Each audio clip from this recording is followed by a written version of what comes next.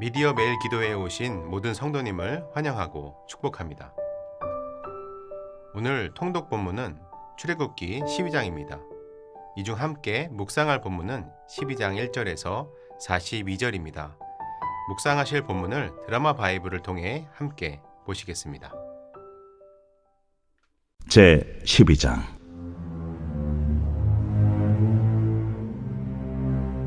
여호와께서 애굽 땅에서 모세와 아론에게 일러 말씀하시되, 이달을 너희에게 달의 시작 곧 해의 첫 달이 되게 하고 너희는 이스라엘 온 회중에게 말하여 이르라.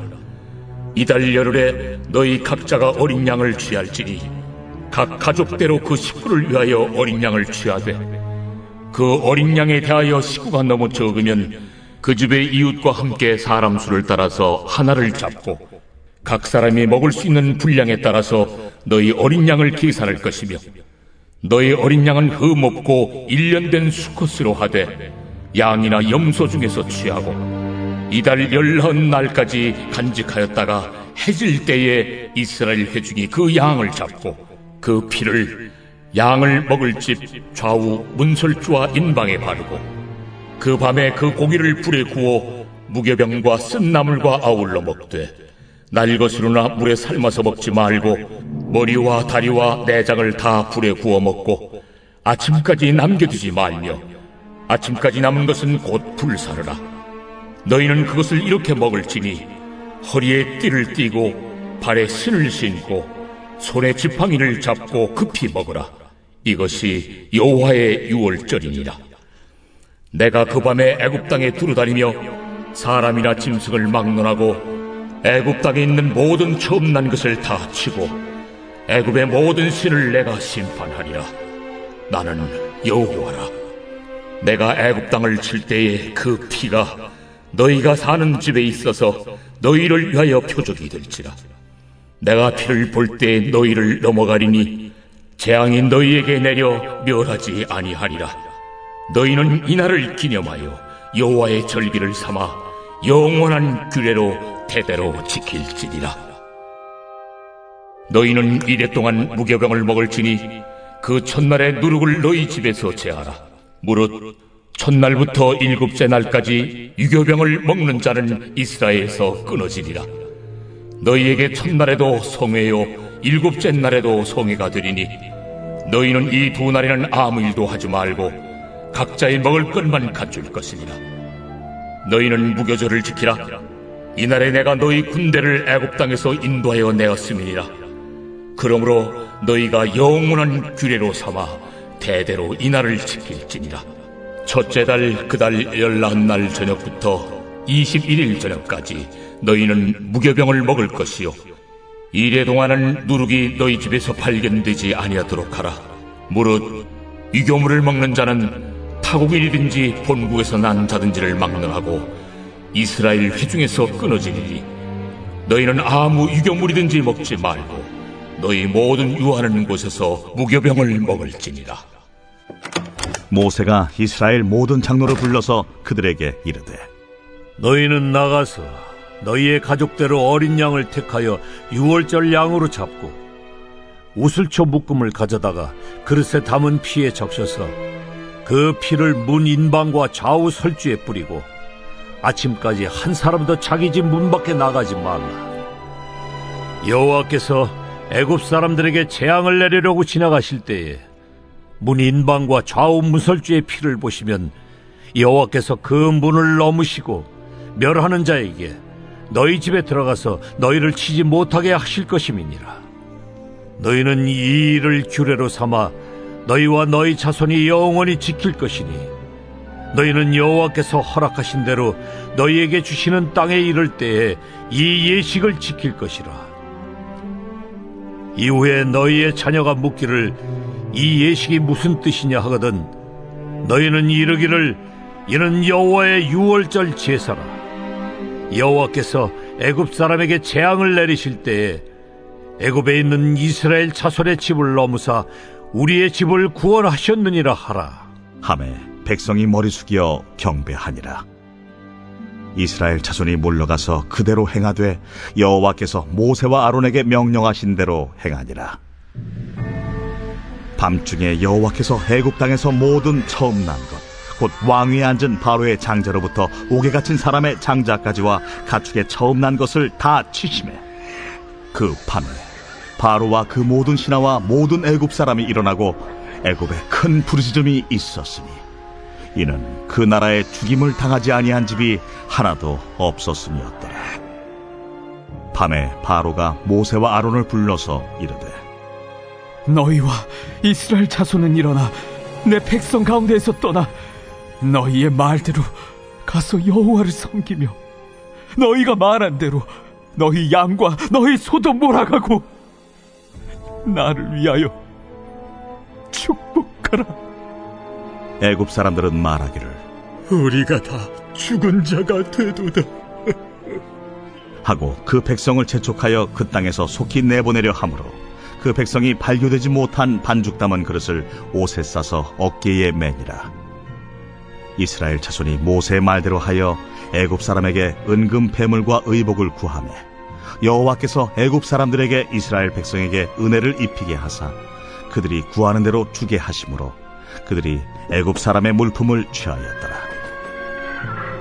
이스라엘 자손이 라암셋을 떠나서 숲곳에 이르니 유아 외에 보행하는 장정이 60만 가량이요 수많은 잡족과 양과 소와 심이 많은 가축이 그들과 함께하였으며 그들이 애굽으로부터 가지고 나온 발교되지 못한 반죽으로 무교병을 구웠으니 이는 그들이 애굽에서 쫓겨남으로 지체할 수 없었으며 아무 양식도 준비하지 못하였음이었더라. 이스라엘 자손이 애굽에 거주한 지 430년이라 430년이 끝나는 그날에 여호와의 군대가 다 애굽 땅에서 나왔은즉 이 밤은 그들을 애굽 땅에서 인도하여 내심으로 말미암아 여호와 앞에 지킬 것이니 이는 여호와의 밤이라. 이스라엘 자손이 다 대대로 지킬 것이니라.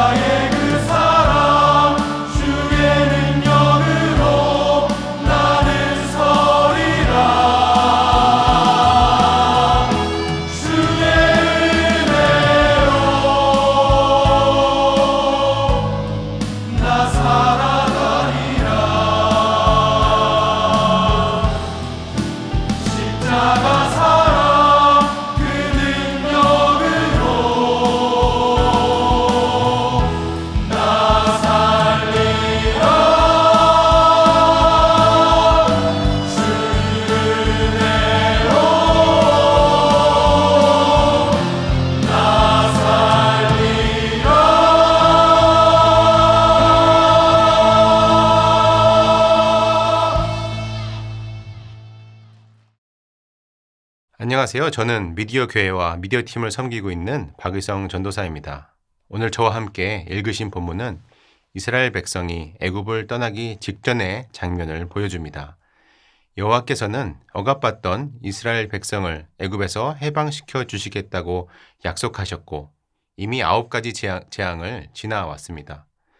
여러분, 이 9가지 재앙을 기억하십니까? 피, 개, 이, 바, 악, 독, 우, 매, 흙. 이것들이 무엇입니까? 나일강물이 피로 변하고 개구리, 이, 파리, 메뚜기 등이 애굽 땅을 뒤덮었습니다. 가축 전염병이 돌고 사람들에게는 심한 종기가 나기도 하였습니다. 이제 마지막 10번째 재앙인 장자의 죽음을 앞두고 있습니다. 이 마지막 출애굽의 순간에 오늘 본문에서는 유월절과 무교절에 대해 설명하고 있습니다. 저는 오늘 본문을 묵상하면서 왜 여기에서 이렇게 자세하게 절기에 대해 설명하고 있는지 생각해 보았습니다. 애굽 사람과 애굽의 바로는 여호와께서 내리는 재앙을 몸소 체험했고 이스라엘 백성도 여호와의 위대함과 능력을 함께 보았습니다. 마지막 재앙도 여호와의 말씀대로 순종한다면 승리하고 자유를 얻게 될 것입니다. 앞선 9번의 재앙과 승리를 경험했던 것처럼 말입니다. 이스라엘 백성들은 재앙과 승리를 경험했기 때문에 평생 이 경험을 잊지 못할 것 같습니다. 그러나 하나님께서는 그 기억을 후대에 전달될 만큼 오래가지 않을 것이라고 이미 알고 계셨습니다. 후대가 뭡니까? 직접 경험한 그 사람들도 앞으로 홍해를 만나고 광야를 지나는 동안 하나님의 인도하심을 잊고 불평하게 된다는 것을 우리는 이미 알고 있습니다. 우리는 어떻습니까? 하나님의 섭리와 인도하심을 경험하고 감사와 찬양을 드리다가도 내 삶에 역경이 찾아올 때에 그 은혜의 기억은 잊어버리고 이내 근심하고 걱정하며 하나님을 바라보지 못하는 것은 아닐까요? 사실 생각해보면 우리는 모든 일을 다 기억할 수는 없습니다. 우리가 경험한 것을 적절히 망각하는 것은 자연스럽고 건강한 일입니다. 우리는 종종 한번 본 책이나 어떤 경험한 일들을 모두 기억하면 얼마나 좋을까라고 생각하기도 합니다. 특히 시험 공부를 할 때나 깜빡깜빡하는 우리 자신을 볼 때 말이죠. 그러나 기억을 지나치게 잘하는 것도 하나의 정신질환으로 분류되는데요. 과잉 기억 증후군이라고 불립니다. 2006년 영국의 질 프라이스라는 여성이 최초로 이러한 장애를 겪었다고 보고되고 있죠. 정말로 모든 것을 다 기억할 때에 기쁜 일도 기억하지만 슬픈 일도 상세히 기억하기 때문에 불행과 고통이 계속된다고 합니다. 우리는 그 정도로 기억할 수는 없다는 것에 얼마나 다행인지 모르겠습니다. 보통 우리의 뇌는 반복적이고 일상적인 일들을 압축하여 단편적인 사실로 기억하거나 또는 망각할 것입니다. 그리고 특별하고 의미 있는 경험들은 그 과정을 상세하게 기억할 것입니다. 그러면 우리는 살면서 어떤 일들을 기억하면 좋을까요? 우리 앞에 놓여 있는 기억의 주머니와 망각의 주머니가 있습니다. 어떤 것들을 기억의 주머니에 넣으면 좋을까요? 바로 하나님의 은혜입니다. 바로 이 은혜를 기억하는 것이 좋습니다. 오늘 함께 읽은 말씀에도 유월절 규정에 대해 알려주면서 24절에 이것을 영원히 지키고 기억하라고 하고 있습니다. 너희만 지키는 것이 아니라 너희와 너희 자손이 영원히 지키라고 명령하십니다. 14절과 42절에도 대대로 지킬 것이니라 라고 기록합니다. 유월절이 의미하는 것은 어린 양의 피로 마지막 재앙인 장자의 죽음에서 넘어가게 하시고 종으로 살던 애굽에서 해방시키시고 자유를 주신 그 하나님의 은혜인 것입니다. 그 은혜를 기억하는 방법을 절기와 음식 규정으로 설명하고 있습니다. 먼저 이것을 보면 먼저 유월절을 해의 첫 달이 되게 하라 라고 말씀하셨습니다.